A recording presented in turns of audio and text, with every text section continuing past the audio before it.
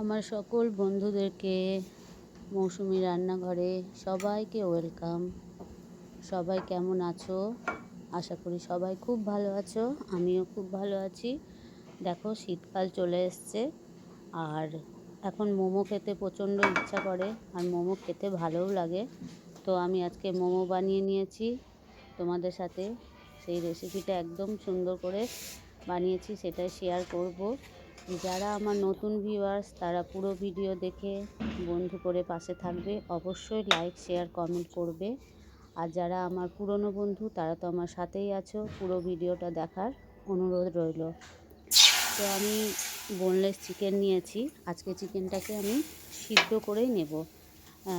Boneless chicken মিক্সিতে paste করেও নেওয়া যায়, তো আমি আজকে মিক্সিতে পেস্ট করছি না, আমি আজকে সিদ্ধ করে নেব।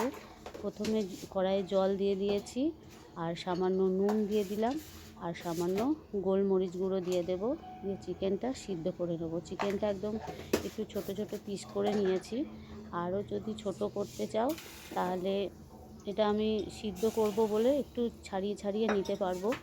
আর যদি মিক্সিতে পেস্ট করো তাহলে একদম বোনলেস চিকেন নিতে হবে, কিন্তু হাড় থাকা চলবে না। একবার ব্লেন্ড করলেই কিন্তু এটা মিক্সিতে পেস্ট হয়ে যায়। তো আমি আজকে যেহেতু চিকেনটা একটু বড় বড় পিস আছে আর একটু একটু হাড় আছে, একবারেই বোনলেস নয় আমার এটা, সেই জন্য আমি সিদ্ধ করে নিলাম গোলমরিচ আর নুন দিয়ে। আমার এটা সিদ্ধ হয়ে গেছে। চিকেনের স্টুটা আমি ছেঁকে নিচ্ছি। যেহেতু মোমোর সাথে চিকেন স্যুপ বানাবো, সেহেতু আমি চিকেনের স্টুটা ফেললাম না, ছেঁকে নিচ্ছি। ছেঁকে ঠান্ডা করে নেব। ঠান্ডা হতে দিয়ে দিয়েছি।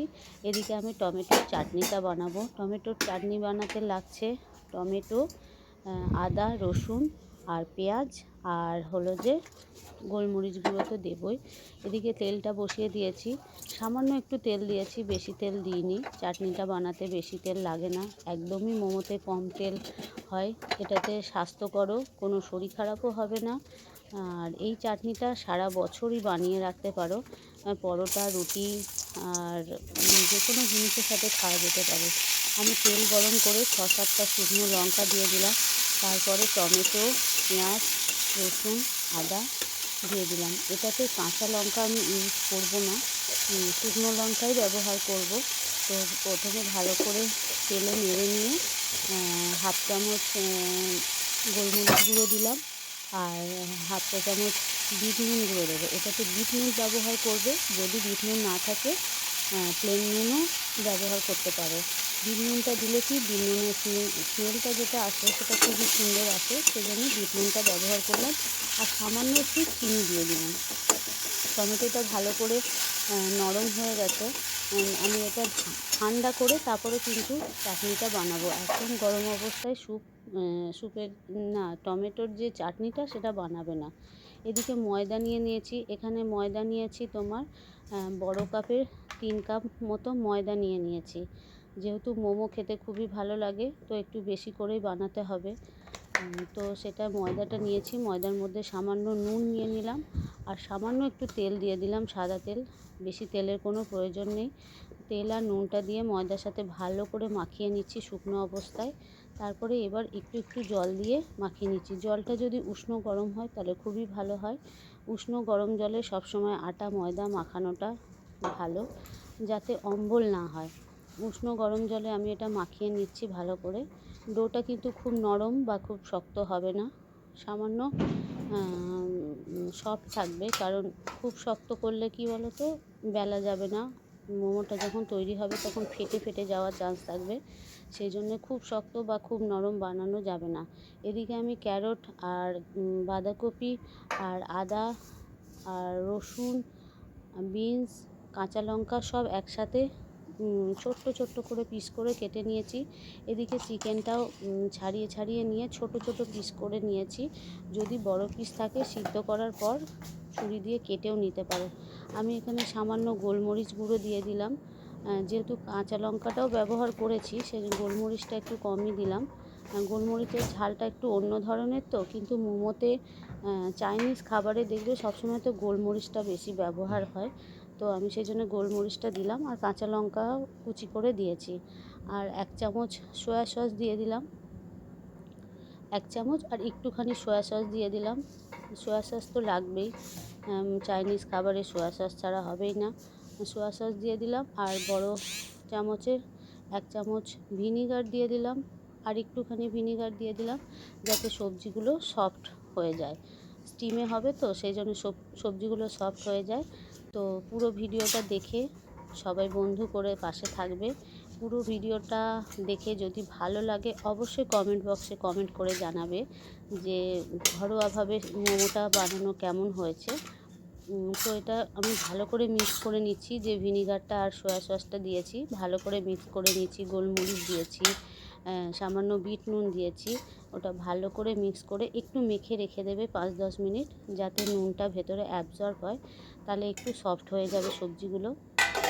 দেখো ময়দাটাও মাখিয়ে নিয়েছি, ময়দাটা কিন্তু ভালো সফট হয়েছে, খুব নরম কিন্তু একদমই করবে না। এবারে ছোট্ট ছোট্ট করে লুই করে নিচ্ছি, যেমন ফুচকার লুই হয় সেই রকম ছোট্ট ছোট্ট করে নিচ্ছি, একদম ছোট্ট ছোট্ট করে বেলতে, যাতে ছোট্ট ছোট্ট বেলা হয়। আর মোমোটাও আমি ছোট ছোট আকারেই করব, বেশি বড় করব না, একদম ছোট্ট ছোট্ট করে লুই করে নিচ্ছি। এইভাবে সবগুলো করে নেব। তারপরে একটা সাদা কাপড়, আমি ভিজে কাপড় ঢাকা দিয়ে রেখে দিয়েছি লুইগুলো করে, যাতে হাওয়াতে শুকিয়ে না যায়। তো লুইগুলো হয়ে গেছে, এবারে সামান্য তেল দিয়ে বেলে নেব। আবার এটাকে একটু, যে পুরটা তৈরি করেছি সেটা একটু নেড়ে নিলাম, যেহেতু একটু 5-10 মিনিট মাখিয়ে রেখেছিলাম, দেখলাম সফট হয়ে গেছে। তো এবারে একটু তেল দিয়ে ছোট্ট ছোট্ট করে আমি এগুলোকে বেলে নিচ্ছি। এগুলো সবসময় দেখো পরোটার মতনও বেলতে পারো, বড় করে পরোটা মানে গোল পরোটা যেটা হয় সেটাও বেলতে পারো, ছোট ছোট ছোট যদি কারোর বাটি থাকে সেই বাটির আকারে ছোট ছোট শেপ করে কেটে নিতে পারো। তো ওটা অনেক সময় সাপেক্ষর ব্যাপার, সেই জন্য আমি একবারেই ছোট্ট ছোট্ট করে বেলে নিচ্ছি।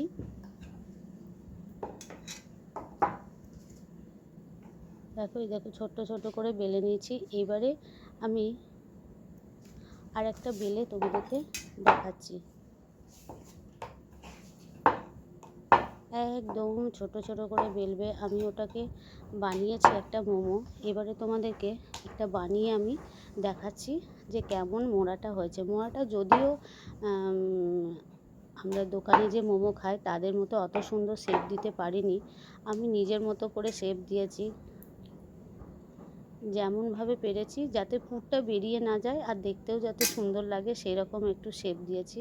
এই দেখো শেপটা দিচ্ছি, দেখো শেপটা খুব একটা যে সুন্দর হয়েছে সেটাও নয়, একটু তাড়াতাড়ির মধ্যে করেছি। আমি এই শেপটা দিয়েছি, তোমরা লম্বা শেপটাও দিতে পারো, শেপটাও শেখানো হয় জানো তো, ইউটিউবে সার্চ করবে দেখবে শেপটাও শেখানো হয়। আমি এই যে ছোট্ট ছোট্ট করে বেলে ছোট্ট ছোট্ট করে শেপ করে করে ফুলের মতো, পুটুলির মতো আমি করে নিচ্ছি। এই যে এইভাবে পুটুলির মতো করে নিয়েছি, দেখো দেখতে কেমন হয়েছে জানি না। ছোট্ট ছোট্ট করে বেলে আমি এগুলো সবগুলো করে নেব, তারপরে স্টিম হতে দেব। স্টিমের মেশিনটা ধুয়ে রেখেছি, ওদিকে জলটা বসিয়ে দিয়েছি স্টিমে। এটা আমি স্টিম কুকারেই করব আজকে। আর একটা তোমাদেরকে বেলে আর কেমনভাবে শেপটা দিচ্ছি সেটাই একটু দেখিয়ে দেব। দেখো এক পাশটা আমি মুড়ে দিলাম, এই যে এইভাবে শেপটা করছি, একটু ছোট্ট ছোট্ট করে একটু কুচি কুচি করে কুচি কুচি শেপ দিয়ে আমি এটা পুটুলি শেপে করছি। আর একটা লম্বা শেপেও হয়, সেটা একটু বড় বড় লুই করলে সেটা সুন্দর হয়। যদি এক্সট্রা ওপরে একটু বেশি বেড়ে যায় তাহলে একটু কেটেও রেখে দিতে পারো, অন্য সময় আমি কেটেও রেখে দিই। এইভাবে সবগুলো বানিয়ে নিয়েছি, সবগুলো বানানো হয়ে গেছে। এবারে স্টিমে দেব। স্টিমের কুকারটাতে একটুখানি তেল ব্রাশ করে নিচ্ছি যাতে লেগে না যায়। তো আমি ওগুলো দিয়ে আবার ওগুলোর উপরে ব্রাশ করে দেব। স্টিম কুকারে কিন্তু মোমো দারুণ খেতে হয়, আমি আগেও করেছি, আজকে তোমাদের সাথে শেয়ার করছি।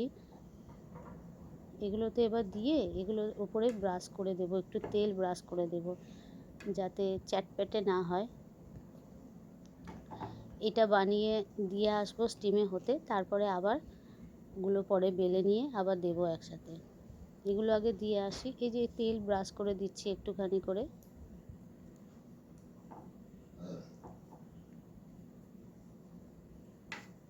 তেল ব্রাশ করা হয়ে গেছে, এবারে স্টিমে দিয়ে দেবো। স্টিমে দিকে জলটাও গরম হয়ে গেছে।